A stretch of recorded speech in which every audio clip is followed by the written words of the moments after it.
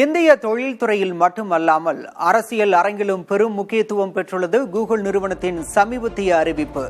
ஆந்திர மாநிலம் விசாகப்பட்டினத்தில் 1,30,000 கோடி முதலீட்டில் கூகுள் பிரம்மாண்டமான செயற்கை நுண்ணறிவு மையம் அமைக்கப்பட இருப்பது ஆந்திராவை மறு உருவாக்கம் செய்யும் முதல்வர் சந்திரபாபு நாயுடுவின் திட்டத்தில் முக்கிய நகர்வாக பார்க்கப்படுகிறது.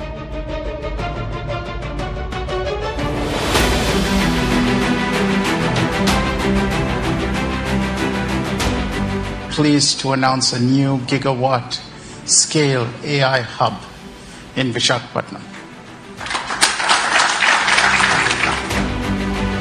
ஒரு காலத்தில் ஆந்திராவின் அங்கமாக இருந்த ஹைதராபாத்தை இந்தியாவின் ஐடி மையமாக மாற்றிய பெருமை சந்திரபாபு நாயுடுவுக்கு உண்டு. ஆனால் தெலங்கானா பிரிவினைக்கு பிறகு ஹைதராபாத்தை இழந்த ஆந்திரா வளர்ச்சியில் பின்னடைவை சந்தித்தது.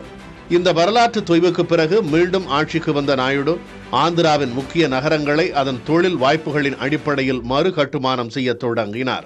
இதன் நீட்சியாக தான் ஆட்சிக்கு வந்த கடந்த ஓராண்டுக்குள் அதானி, பிபிசிஎல், எல்ஜி உட்பட 10 லட்சம் கோடி ரூபாய் முதலீடுகளை ஈர்த்துள்ளார்.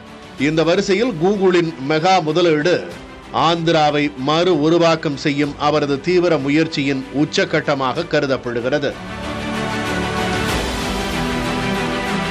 மத்தியில் பிரதமர் மோடி ஆட்சி அமைந்த பின் பெரும்பாலும் பாஜக ஆளும் உத்தரப்பிரதேசம், மத்திய பிரதேசம் போன்ற வட மாநிலங்களுக்கு பெரும் முதலீடுகள் செல்கின்றன என்ற அரசியல் விமர்சனம் நிலவுகிறது. இந்த சூழலில் மோடி அரசு அமைய முக்கிய பங்காற்றிய நாயுடுவின் ஆந்திராவுக்கு இந்த கூகுள் முதலீடு வந்திருப்பது மத்தியில் உள்ள கூட்டணி கட்சிகளுக்கான சிறப்பு சலுகை என்ற அரசியல் கோணத்தை வலுப்படுத்துகிறது. உலகின் முக்கிய ஏஐ தொழில் மையங்களில் ஒன்றாக இந்தியா வளர துடிக்கும் நேரத்தில் கூகுளின் இந்த முதலீடு ஆந்திராவை இந்தியாவின் ஏஐ மையமாக மாற்றும் வாய்ப்பை வழங்குகிறது.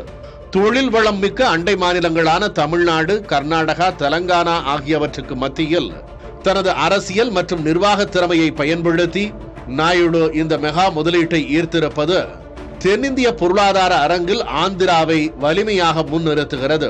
எனினும் இந்த முதலீடு ஆந்திராவுக்கு மட்டுமல்ல, தென்னிந்தியாவின் தொழில்நுட்ப வளர்ச்சிக்குமான ஒரு முக்கியமான நகர்வு என்பதில் சந்தேகம் இல்லை.